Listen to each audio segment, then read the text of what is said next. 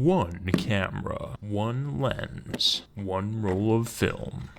36 neighborhoods of San Francisco. Look at this dumbass. Who was that? One shot per neighborhood and no room for errors. Can't wait to see you fuck this up. Who was that? Bitch ass, it's me.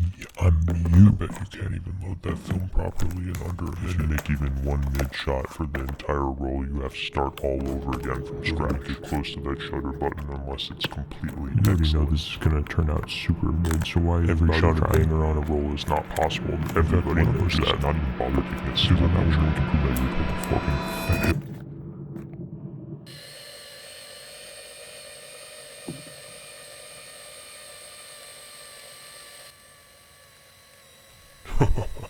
Gotcha. You forgot to replace the seals. Enjoy your light leaks, genius.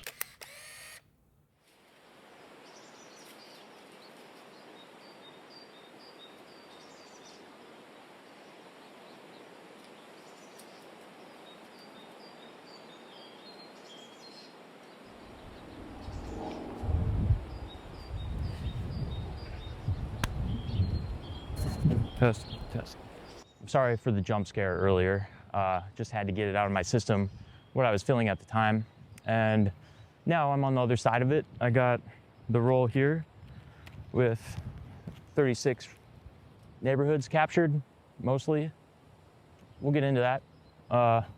But I think there's a lot of things that I learned and kind of what I would say is like a value add from limiting yourself either by one lens, one roll of film for a creative project, or otherwise, because I think I got some good photos out of this, and even though this is like on the extreme end of a challenge, it's still an interesting opportunity to look at how we can limit ourselves creatively to get more out of less. It's cold. I'm going home. See you back there.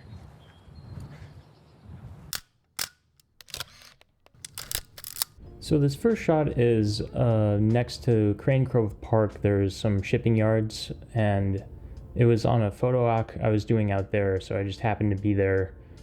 This neighborhood technically falls within Portrero Hill, which is interesting because it's like, I would not put it there myself. But anyways, that's technically the neighborhood. And right off the bat, I thought I completely screwed up this whole challenge because the thing with my camera and the lens is adapted, and if you focus to infinity, it actually prevents the mirror from rotating fully. So I took the picture, didn't hear the mirror slap, and assumed for some reason that the shutter was stuck open.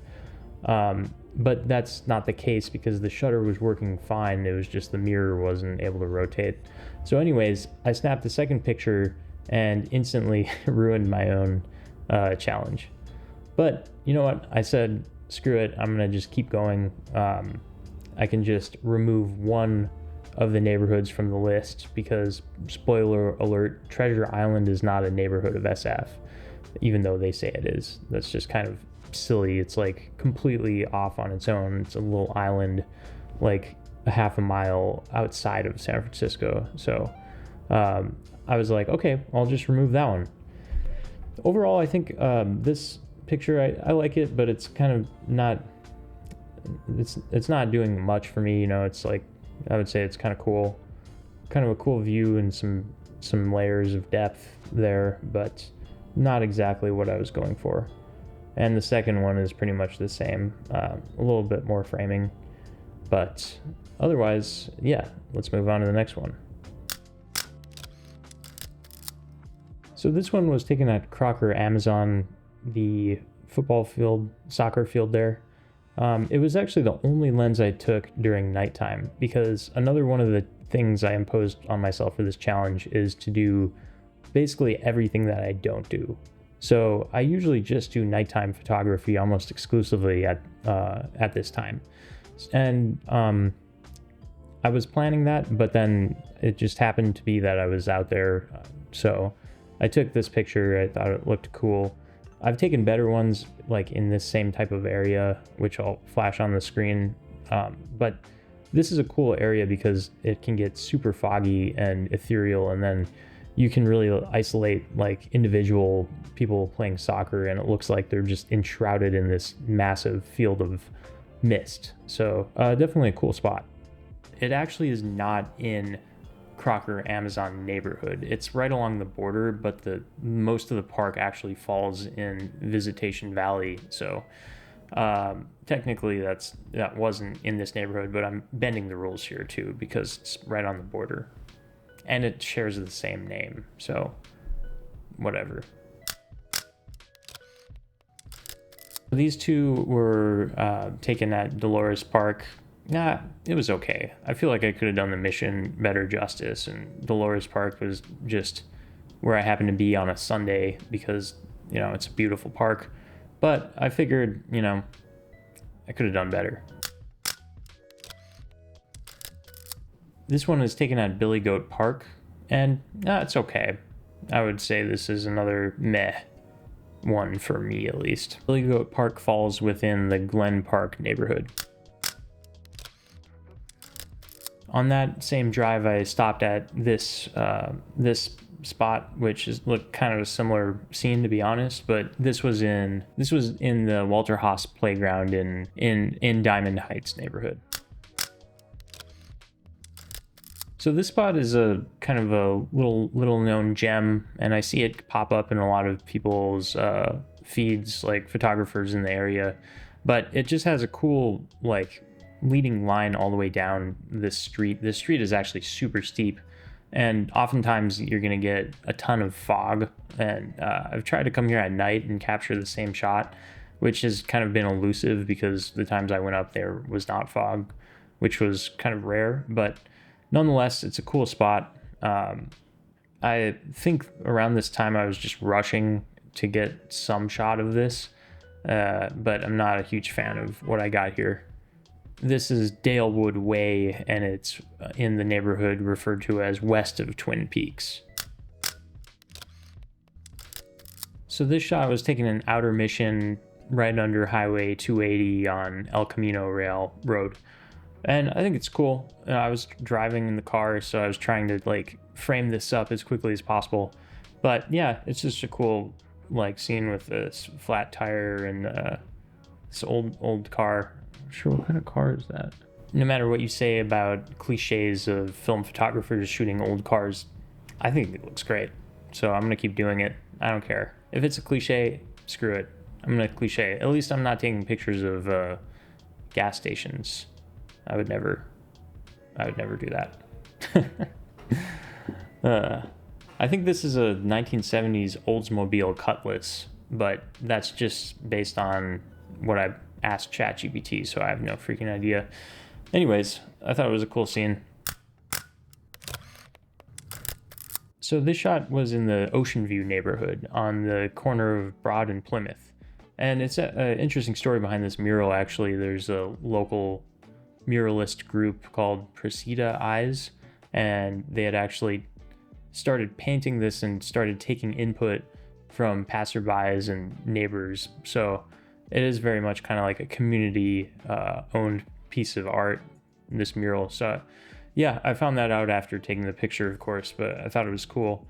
And the reason I wanted to take this picture initially was there was a few people working on the cars when I first drove by. I think that would have looked, that would have probably made a better shot. But at least as it stands, you know, I kind of like this old school SF vibe it's giving off, and definitely one of the lesser known neighborhoods where it feels like it's mostly all locals out there. So this was in the Excelsior, and to be honest, I was just driving around aimlessly at that point, got super hungry, and found out about Don Chuy's, which is an amazing Mexican restaurant. And this is a shot of outside of the shop, of the restaurant. So, you know, I think I could have done it better. I was looking for some type of cool composition with all the interesting street signs out there. They have a bunch of European cities as the street signs. So you can, I think there's a Florence and Naples one intersection. Just an interesting little tidbit on that neighborhood. But anyways, I got hungry and took this picture, and then went and ate a burrito right after. So that's that. Now we're coming to probably my favorite photo of the entire series, but there's a few more later that are also in contention for that. But this is overlooking Visitacion Valley, I think I'm saying that right, on the top of McLaren Park. And it was a great moment because the fog was rolling in just as this person was walking several dogs. Yeah, and it just, I don't know, it captured a certain energy. Like, it's just kind of like an eerie place, but that's also still very beautiful, and definitely one of the, I think, slept on areas. Like, a lot of people will drive up there and park their car, just like chill at the top of McLaren Park. But if you actually walk around that area, it's like, it's a really strange neighborhood, and very much so removed from a lot of the standard San Francisco stuff that you would see. I just took a second one because I had the same mirror lockup and I thought that I had screwed it up, but I think this might be my top choice. We'll see at the end. So this shot was in the financial district. I don't know. I just kind of impulsively took a shot when I saw them swinging on the trees, but honestly, not a fan. All right, and then this is in Crissy Fields, iconic spot right under the Golden Gate. And yeah, I think it was cool. You know, this is kind of where I was struggling with the 45mm because I really wanted to get the compression of the people playing tennis with like the Golden Gate looming in the background, and I really wanted to compress that distance, but I didn't have that option because, again, I was just shooting everything like as natural field of view as I could with the 45mm. So yeah, anyways, that was kind of my thought process, and if I had been granted a different lens, I would have probably chosen like a 105mm or 135 to take this shot. This 1-2 combo is really mainly out of convenience. It's literally the different ends of the same alley, but it's pretty cool because the Zodiac sign is on one end of the alley, and then on the other side you get this wide open view of the Transamerica Pyramid Tower. So yeah, interesting. Yeah, this is actually, I live close to this neighborhood, but for some reason it was difficult to figure out what to capture in my own neighborhood. It's interesting how you like get so used to stuff, and so it's hard to see it in a different light. And I've definitely taken a lot of pictures in my neighborhood, but for this challenge, like I was thinking of like what best embodies the neighborhood, and I kind of like raised my expectations higher than the other neighborhoods because I was so familiar with it and wanted to do it justice. And whatever, it's just a challenge anyways. I took this shot in Pacific Heights and instantly knew that I wasn't gonna like it. It's like one of those times where you're like, you like click the shutter and are already like, oh, that was just not it. Like, but at the point, this time I was driving around, I was trying to check off 4 or 5 neighborhoods in one night drive after work. So it was like very much rushing the whole process, and yeah, so be it. So this one is in Presidio Heights, and I kind of like it. It's cool. Again, it's showing that like I think I was really drawn to using layers and kind of like a landscape photography type sense, even though I don't like to really like bucket. Even though I don't really like to bucket like the categories like that, I would say like overall the set in general was more like landscape photography.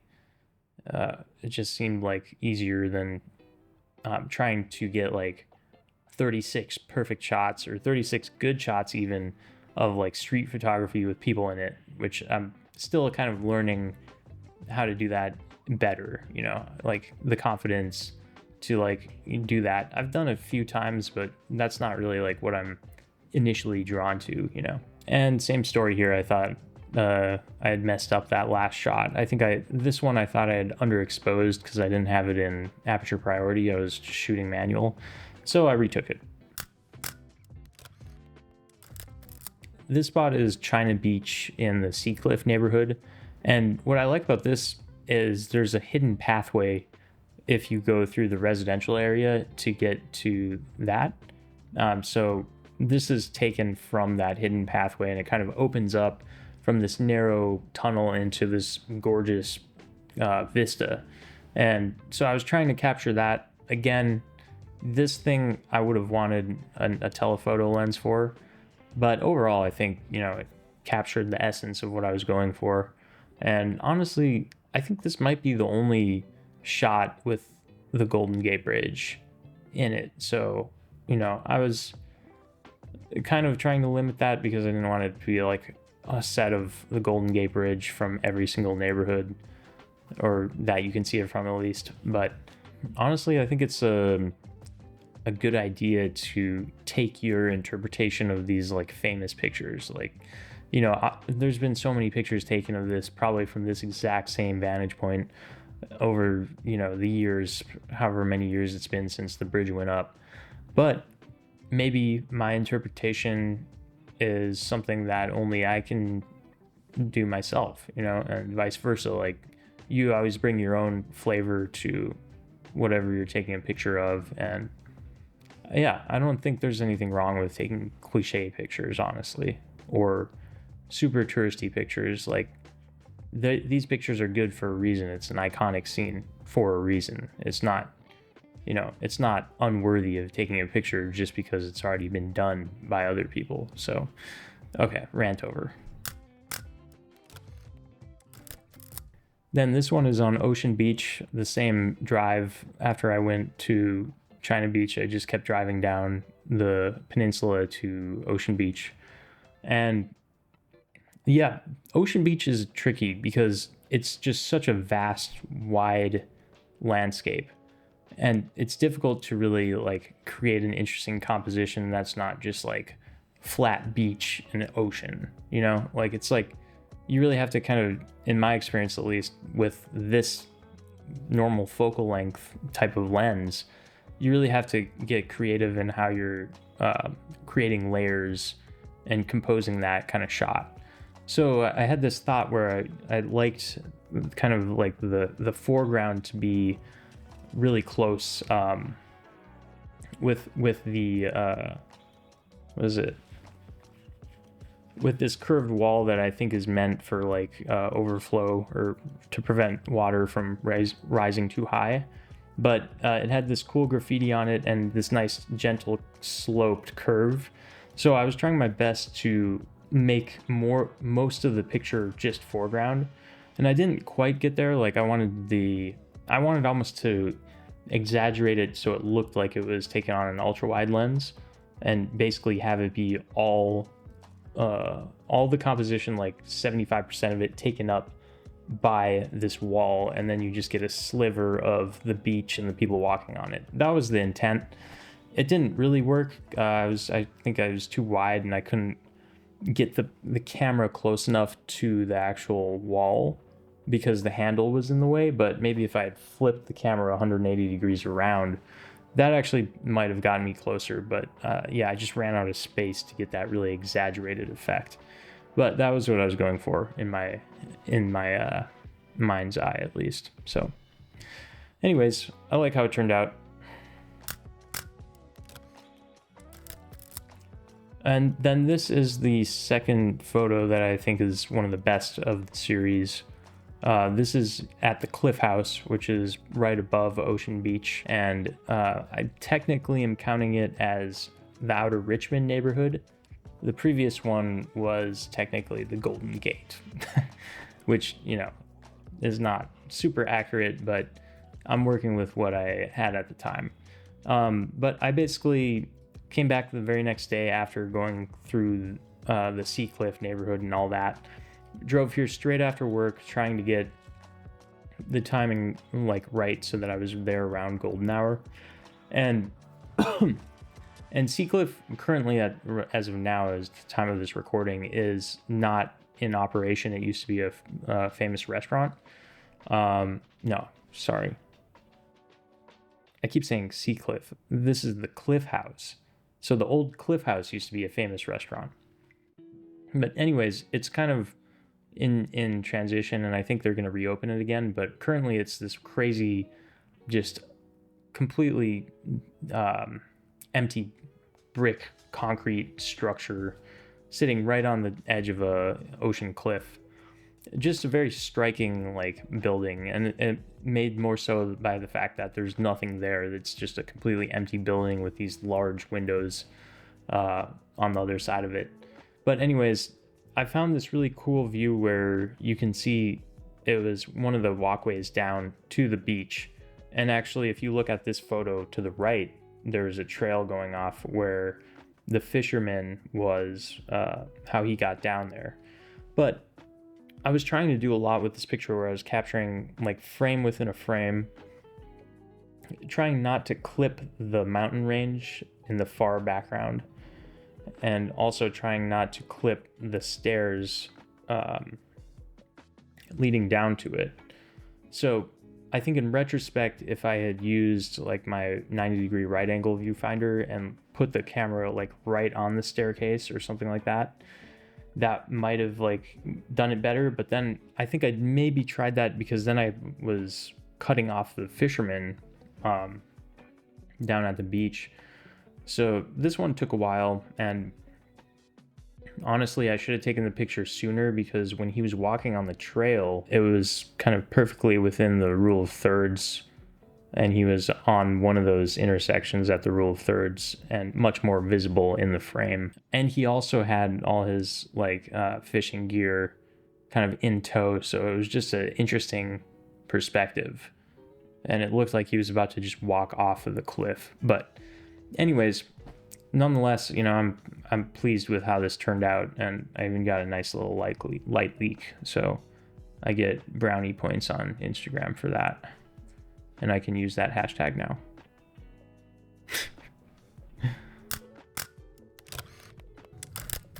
So this shot was taken in the Inner Sunset District, which is a really gorgeous neighborhood. And another one where I think it's mostly just locals that end up there. But nonetheless, you know, a lot of cool hidden gems out there in terms of restaurants and whatever. But this is of the pretty well-known 16th Street, the 16th Avenue tiled steps. So I'll flash a picture of what they look like on the steps. I went to this knowing I was not going to take a picture of looking at the steps. Like, I really wanted to get this massive immersive view once you reach the top of the steps, because it's on a super steep hill and it overlooks outer sunset all the way to the ocean. I was basically just perched at the top waiting for someone to walk up just to give it a sense of scale. And usually these steps are crowded with people, so I think maybe it was just the time of day I was there or whatever. It was cold, even though it looked sunny, it was cold as hell. No one was up there, and so I waited, and finally this person started walking up. How I would have wanted this to work out is like someone blurry at a slow shutter speed walking past my camera with the rest of this scene in focus in the background, and just like having that like very high contrast in terms of scale, I think is always cool. So that was what I was hoping for, but it just didn't pan out that way. But nonetheless, this one's cool. This one straight up copied.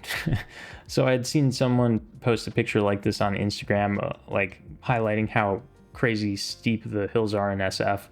And I was like, all right, I'm going to do the exact same picture, like, but with a different house. This one is in Twin Peaks. And the way I found this was I was Googling what are the steepest streets in Twin Peaks. And so I went into this knowing exactly like what I was trying to get out. And then I came across this random side street. I'm not exactly sure where, but it had just an interesting like color scheme with the red, tonal red of the building, and then the old car, and then the supporting nurses. It just felt like kind of like Like, it's just kind of a vibe. Like, you know, and I was driving past that and it stopped me for whatever reason. I don't know. Maybe I just am like overly obsessed with old cars, and it's like I'm trigger happy whenever I see them. Could be. I spent about an hour looking for the Instagram post that I copied for this. I couldn't find it. Otherwise, I would link that to give credit. But if you know, or if you've seen the similar type, just please put it in the comments. This shot's in Noe Valley, and I don't go out there too much. I'm not sure exactly what else is out there that's like really picture worthy, but I found this cool scene where this guy was skating around after school had been let out. This is like blue hour, and he was skating around, and I just was trying to find a creative way to compose with this chain link fence. So I kind of like it. It turned out kind of cool.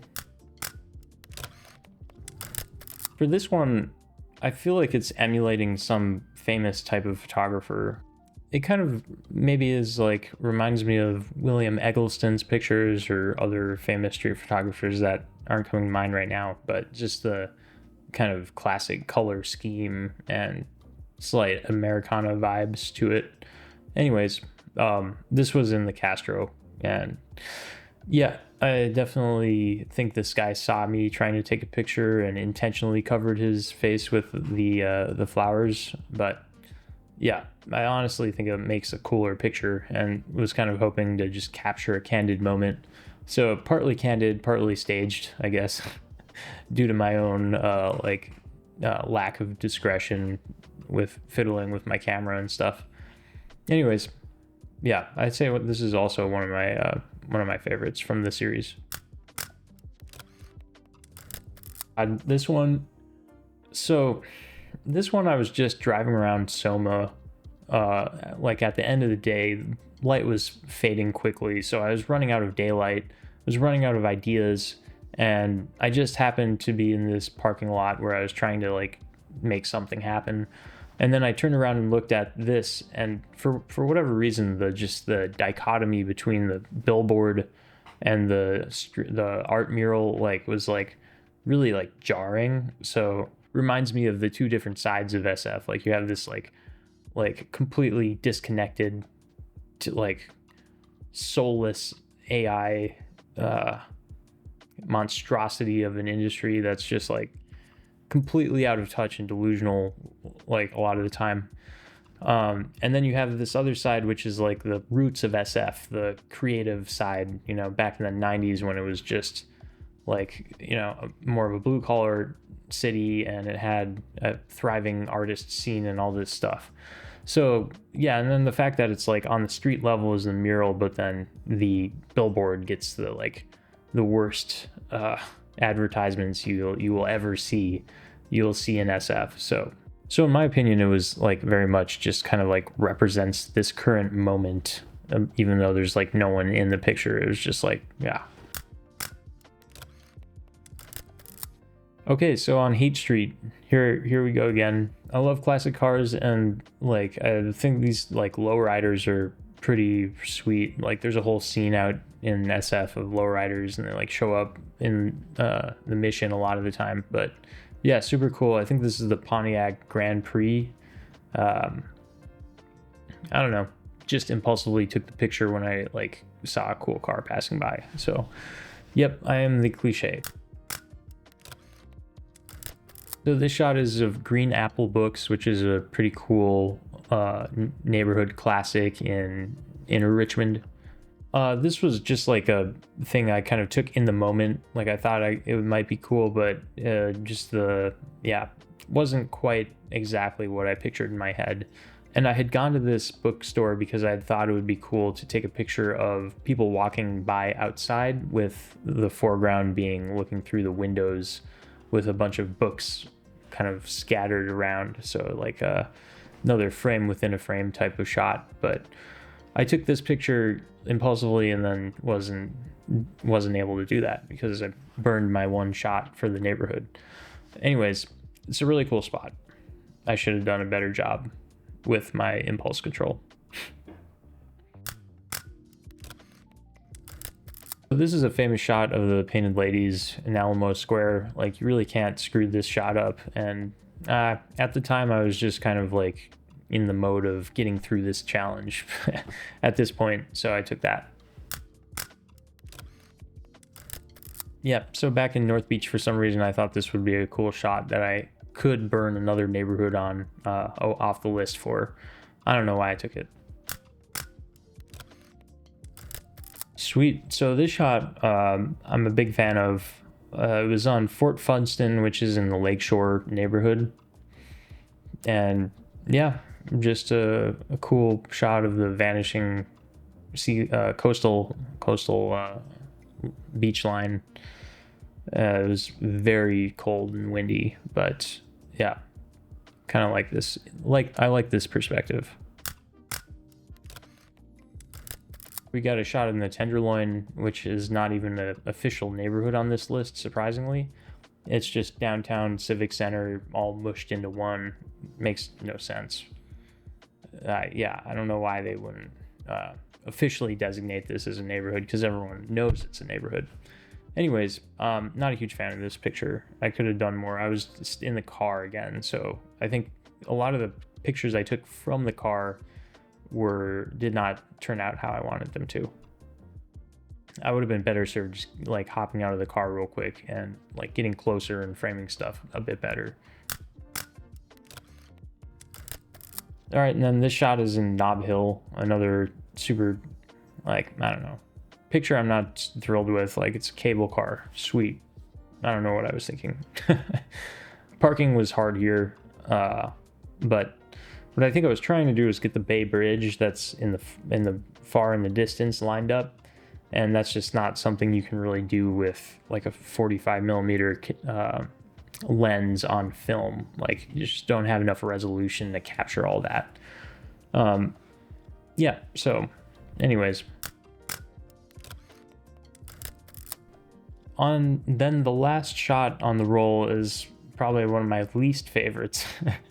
So yeah, it was another thing where I was just trying to rush an image in Russian Hill, and I think a lot of the times I was taking pictures in this challenge, like the lighting was just so not, the lighting was not it. And I had to just make do with this really kind of drab overcast lighting, which is not my preferred way to take pictures. And I think with this particular film stock, it really doesn't shine in that kind of overcast lighting. So a lot of these were just, okay, I'm here, I'm not going to come back. I've already spent countless hours driving around. It's just for like one picture in a neighborhood. So I'm going to take it. So yeah, having come out the other side of this challenge, there's a few really big things that stood out to me on such a big limitation.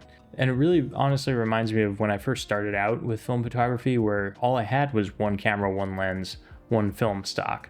And I did basically the same thing, where I would location scout, I would go on Google Maps to like find interesting places, go there at night with a tripod and a shutter release cable and take one single picture, maybe two if I was feeling generous, and then leave. But anyways, let's get to why I think it's worth doing something like this and what you can gain out of it for your own photography. Okay, here we are, it's a new day. It occurred to me halfway through the roll of film that I was just really enjoying the process of getting out there, exploring new neighborhoods that I had not seen before, and really taking in the environment around me. Being present in these new surroundings, it's just something that I'm really drawn to, and it's a big part of why I do all this stuff. The second part is I came across some neighborhoods that were truly hidden gems, and I would have literally never gone there if it were not for completing this challenge.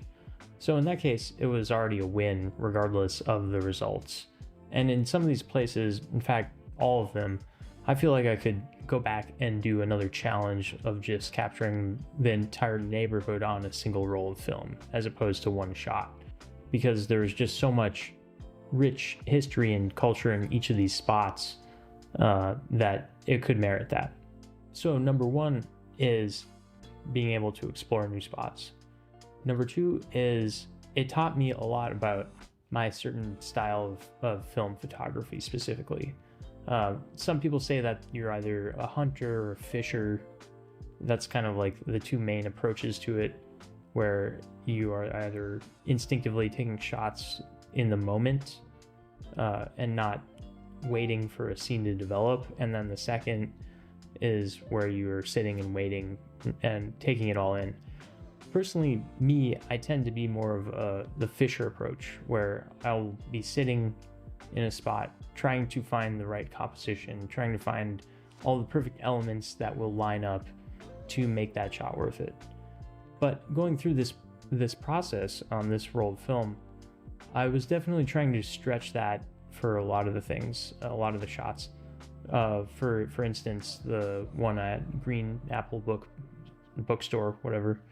That one was definitely, I was trying to like tap into that more instinctive approach, and it's something that I'm still learning at. So definitely it helped me kind of reveal my own type of style and how I gravitate towards, because when you're forced to try and get the best out of a single roll, so you have the least amount of chances to get the best out of something, I think that's where you really start to see your approaches and you gravitate towards what your strengths are. So in that sense, it was totally worth the challenge. And anyways, let me know if you've done something similar in your area or your town, or even some other wild challenge for a roll of film. Let me know in the comments, and definitely see you guys in the next one.